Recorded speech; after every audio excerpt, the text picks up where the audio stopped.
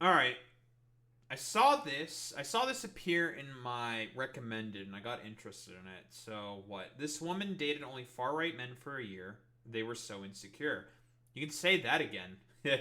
Like God, like these people just project their sort of like sexual insecurities onto basically fucking everybody. Like it's incredible just how like insecure these people tend to be. And I mean, it's a lot of complicated reasonings for as to what has led to the far right, the alt right broadly speaking, and far right men, to basically lead themselves to this level of fucking insecurity. And a lot of it is again economically based, right? Like I'm pulling up the fucking graph again.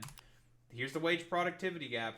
This is one of the main reasons as to why a lot of men, broadly speaking, feel very insecure within their position, especially in the fucking, I don't know, quote unquote, dating market. Because, again, a lot of the main, more higher paying positions, more and more so, are going to women, and a lot of men feel like they can't perform their sort of patriarchal duties of being the primary breadwinner. And this is broadly speaking why, for like the past 50 years at this point, productivity has been soaring, going up consistently, whereas wages have not been keeping up with that productivity for decades. And who would have thought that maybe, just maybe, this may have a lot of potential problems on the psyche and sort of economic impacts within men? Because, like, again, men are starting to go less and less to college. Women are sort of going more and more to college as well. Men die more from suicides. They die more from overdoses because, again, in terms of the transition of the economy that has happened by the United States, since they don't actually care about doing the necessary steps in order to help people to be able to adapt to the new growing economy, like most other countries do, broadly speaking, they don't give a shit about that. Just throw them to wolves and be like, yeah, this is like our new form of our economy. Like, for example, like a lot of more tech sector service work, for example, right? And a lot of people have not been able to adapt to that, especially after a lot of the shipping away of manufacturing jobs, which were mostly done by, well, men. When the US decided to, of course, transition from a more manufacturing hub to a more tech sector service work economy. And it left a lot of people in the dust, right? And since women were becoming more and more of a part of the economy, for example, a lot of them have been able to sort of go into more of their, I don't know, like associated fields without like many problems at all. Whereas with men, mostly they've been left in the dust. Now, I'm not saying this is like women's fault or anything. Far from it.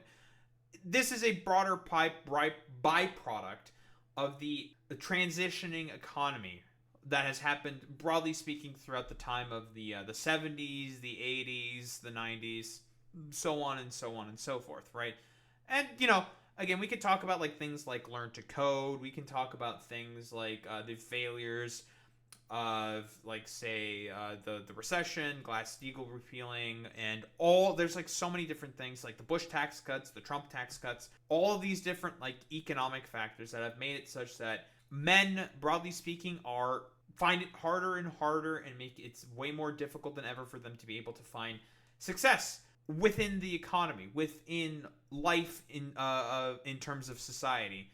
And so as a result, they become very desperate and, well, tend to go down some particularly bad rabbit holes that have been fomented significantly because of stuff like Gamergate, the Satanic Panic, all of these like sort of like a cultural sort of negatively cultural impacting moments, I suppose, in terms of like, I don't know, online discourse, you could say, more or less. But what do we have here?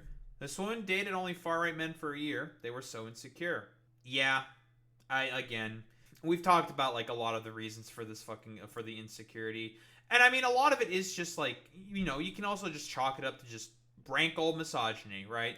They want to return to the 50s because they want to be able to do domestic violence back again to their wives. Like we can also just say that as well. I don't think that's like hyperbolic or ridiculous to say, like that's like particularly dishonest because that's also a factor that plays into stuff like this. But what do you got here from this from CNN?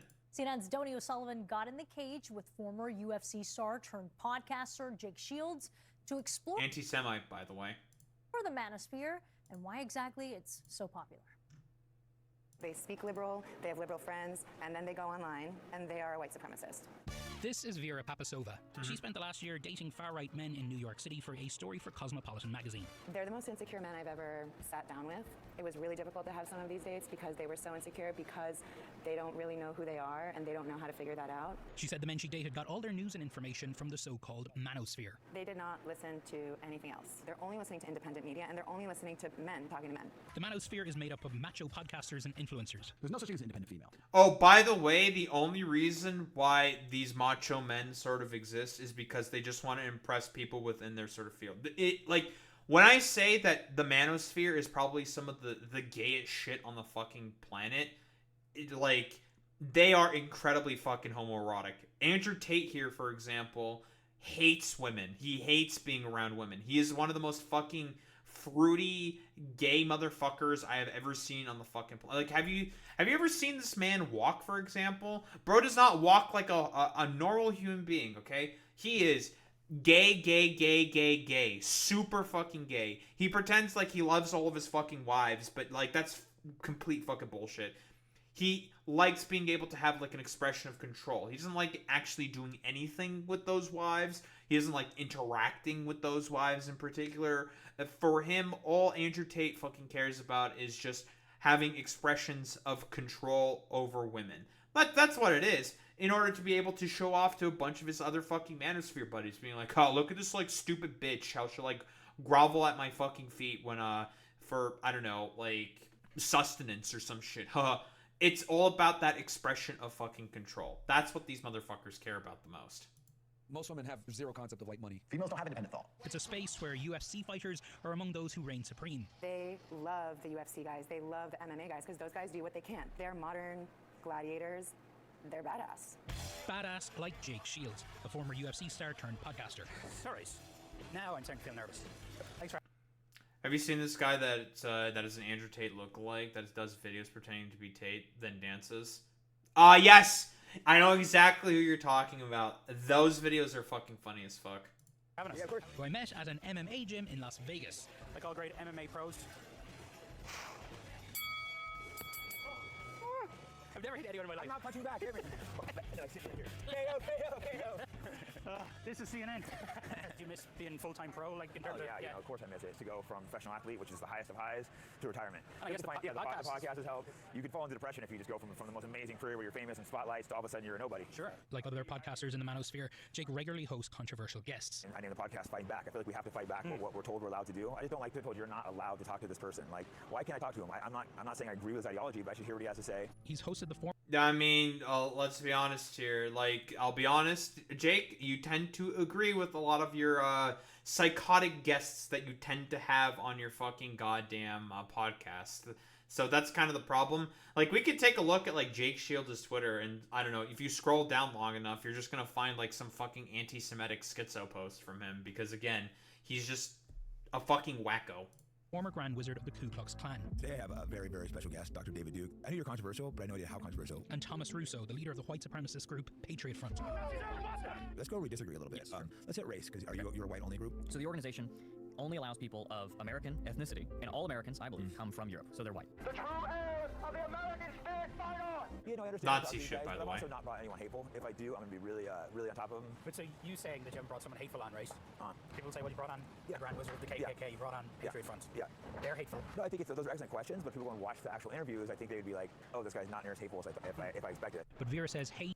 Do we have to go on to Jake Shields' Twitter and just look at his Twitter and see some potential anti-Semitic fucking conspiracy theory? Do we need to do that? We know the meme. How about, okay, let's see what I can find. If I were to look up Jake Shields anti-Semitic, let's see. Why don't we take a look? Jake Shields anti-Semitic. Sure. Why don't we take a look? It's all fucking bullshit. I don't even think Jews are Semites. Bullshit. I mean, I don't even think... And I think this is this is Dan Blazarian, right? Who's for some reason like a complete schizo nutcase. So that didn't take very long at all to find. He's crazy, dude. Jake Shields is on InfoWars talking about Jewish collectivism and anti-Semitism. Like, what the fuck is this shit? All these states are passing laws that you can't work for the government unless you pledge your allegiance to Israel. What do you mean by that? You know, is he talking about like anti-BDS laws or something? That's it seems a little weird. This Jewish man discusses how many Jews in Israel intentionally create anti-Semitism. It's a big part of their identity and of what helps Israel survive. I mean, he's not wrong when he's saying that, but again, he's saying that for the express purposes of pushing out anti-Semitism. Also, he does like blood libel fucking conspiracy theories. Like here, that's classic anti-Semitism. You will constantly hear people on the right talk about adrenochrome, but you will never hear them mention the group that's been accused of draining children's blood for 2,000 years. That's blood libel. That's anti-Semitism right there. Like, that didn't take very long, you know? I did a little bit of scrolling, but we found a lot of really, really sussy shit, like, immediately. So, Jake, are you sure you're not hateful, buddy, and you don't push back on that stuff? I don't know about that one. Hate isn't what the men she dated were really looking for. One of these guys brought me to a political meeting. Mm-hmm. And did they talk about politics? Barely. They talked about, it was a bunch of men complaining about girlfriends and wives, regurgitating Andrew Tate type of advice about how to train your girlfriend, how to train your wife to be submissive. And so it's always psychosexual. Like, I mean, technically speaking, she's not wrong in saying that it's barely political, right? It's not. But to these people, this is what politics is. That's literally the point, right? Politics is basically a way in order to be able to get power over women. Because again, the point of all of this is for maintenance of hierarchy and control. That's the point of all of this stuff. Like, that's why they say the things that they are saying. Because of the fact that they know that they used to be the ones on top and they want to be the ones on top again. That's the point. Like, if we want to talk about, like, all the insecurities that have been caused, I've brought up all the potential economic factors for as to what has led to this stuff. Further, like, also, like, the failures of second-wave feminism, but that's, like, mentioning with Gamergate. They go pretty hand in hand like this. There are such a ridiculous amount of socioeconomic factors that have led to this sort of, like, complete, utter fucking shitstorm of, well, for lack of a better term, hate. This is how it happens, right? Like, Gamergate, the 2008 recession, wage productivity gap, suburbanization also heavily plays into that. Social media as a concept also has played into this, right? All of these factors have gathered together and coalesced into the sort of creation of the new sort of modern, like, young white man focused hate movement. Like, that's not like ridiculous or hyperbolic to say. And, it doesn't always have to be like white only. Like, a lot of other people also will get caught in the crossfire. But a lot of the root basis for all this, it is rooted in white supremacy. That's the point. This group was supposed to be a political group, but they're talking about relationship problems. And the fact that that's what most of the time was spent on, you don't need to be a neo-Nazi. You need therapy. The appeal of Jake's podcast speaks to... Yeah, like, listen, I wholeheartedly agree with her, but they're never gonna fucking do that because, I don't know, they'll just, like, think it's, like, I don't know, Jewish or some shit. Like, it's really, really stupid. A lot of South Asian men get caught up in it as a sort of model minority. 1000%. It's all the exact same, like, old fucking racist tropes also heavily fucking play into this. Like, the meme about, like, what? There's, like, curry cells, black cells, all the fucking, like, racialized sort of, I don't know, tropes that exist for, like, within, like, incel culture and stuff like that. We all know the meme. We know the meme.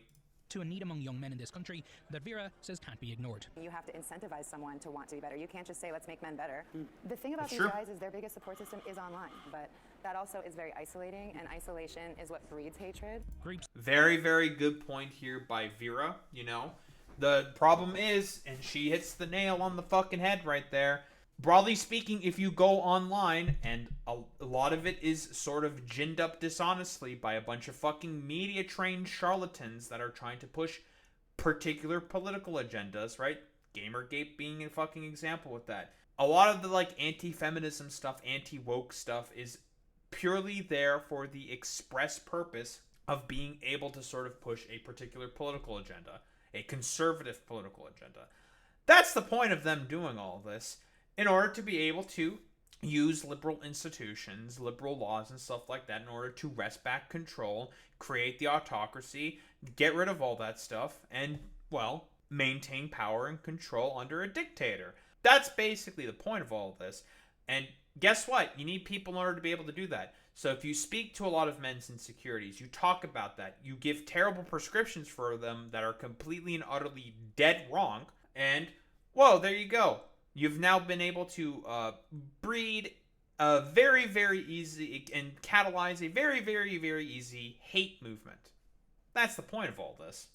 Like Patriot Front offer community, but community based on racism and hate. People have to really think about, do you have the capacity to talk to people that you don't agree with? Because that one nice conversation you might have might change someone's day enough to not have to seek out help in an online support group, which is actually a bunch of white supremacists using political beliefs as an...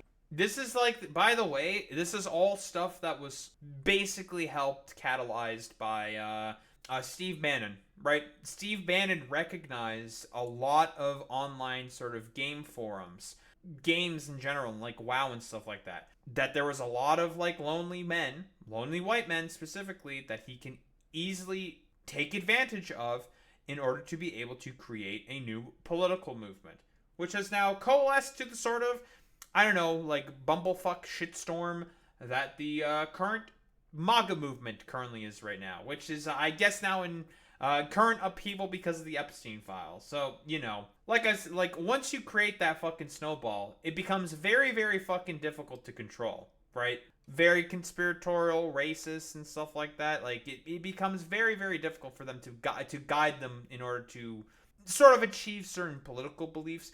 Which is why, like, a lot of these movements tend to collapse in on themselves pretty much instantaneously. And it becomes, like, more and more, like, I don't know, easier? I guess this is where, like, social media helps, to be honest. Where it becomes really, really easy to sort of, like, expose and shine light upon a lot of these, like, well, freaks. These, like, complete charlatans and losers.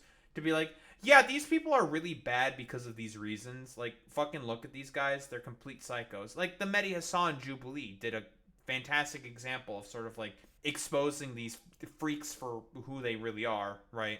The thing is, like, if you don't address the material conditions that young men are facing, which a lot of liberal pop feminists don't do, and liberals aren't gonna fucking do. Neoliberals, definitely not. The conservatives, they don't give a fuck about these people either. They're just trying to use them in order to gain ultimate power for themselves.